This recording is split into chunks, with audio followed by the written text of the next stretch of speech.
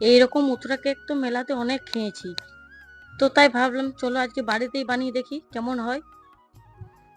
এইরকম সব মথুরা কেক কিভাবে বানাবো দেখিয়ে দিই চলো। খেতে খুব সুন্দর লাগবে।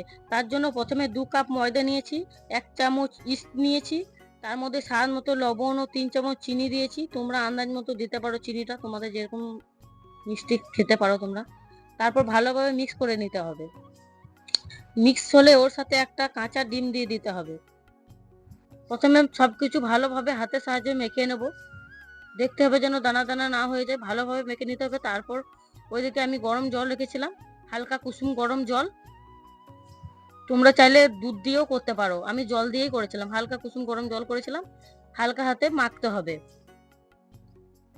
নর্মালি আটা রুটি যেমন হয়, লুচি রুটি যেমন বাড়িতে করি, তার থেকে একটু নরম করতে হবে।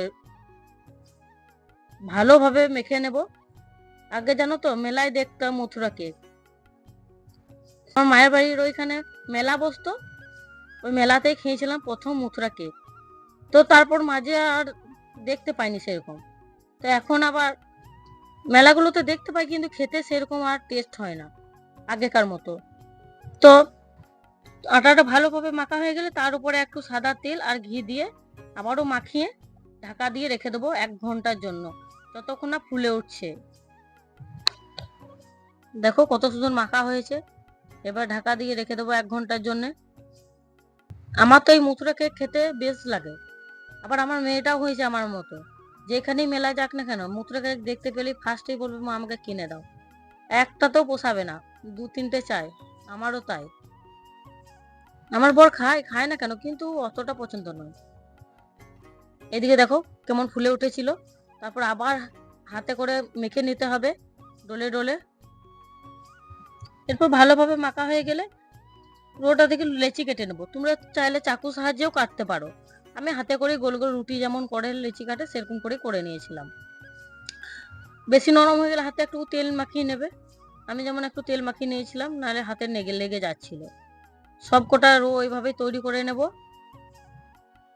এই কেকটা মথুরা কেক হলেও তোমরা যদি চকলেট দিয়ে ডোনাট বানাতে চাও তাও হবে, বাচ্চাদেরকে বানিয়ে দিতে পারবে ডোনাট। আজকে মথুরা কেক বানালাম, অন্যদিন ভাবছি একদিন ডোনাট বানিয়ে দেখাবো তোমাদেরকে।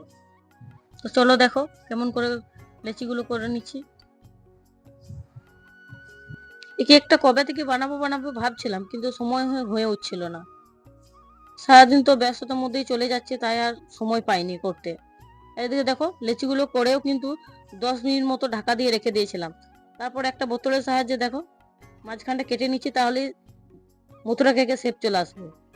তোমরা চাইলে আঙ্গুলের সাহায্যেও করতে পারো, কিন্তু এটাতেই বেশ ভালো হচ্ছিল সুবিধা, তাই এইভাবেই আমি করলাম। প্রথমে ঢাকনা দিয়ে করছিলাম, কিন্তু হচ্ছিল না, উঠছিল না ঢাকনাটা, তাই বোতলের মুখ দিয়ে করলাম। আর এদিকে দেখো তেলে দেওয়ার সঙ্গে সঙ্গে কত সুন্দর ফুলে উঠেছে। প্রথমটা একটু বড় হয়ে গেছিল সাইজে, তাই আবার পরে একটু ছোট ছোট লেচি কেটেছিলাম। আর প্রথম কটা দেখো একটু পুড়ে গেছিল, পরের গুলো খুব সুন্দর হয়েছিল। আমি ফার্স্ট টাইম বানাইলাম, তাই একটু উল্টোপাল্টা হয়েছে, কিন্তু খেতে খুব সুন্দর হয়েছিল। এই দেখো পরের গুলো দেখো কি সুন্দর হয়েছে, একদম পারফেক্ট মথুরা কেক, একদম মেলার মতো। আর মেলা জিনিস তো অত হেলদি হয় না, বাড়িতে বানালে সেটা বাচ্চাদেরকেও দেওয়া যায়। আর ওইদিকে আমি চিনি মিক্সিতে গুঁড়ো করে রেখেছিলাম, চিনি কোটিং করে। এবার দেখো সব কটা রেডি করে নিচ্ছি।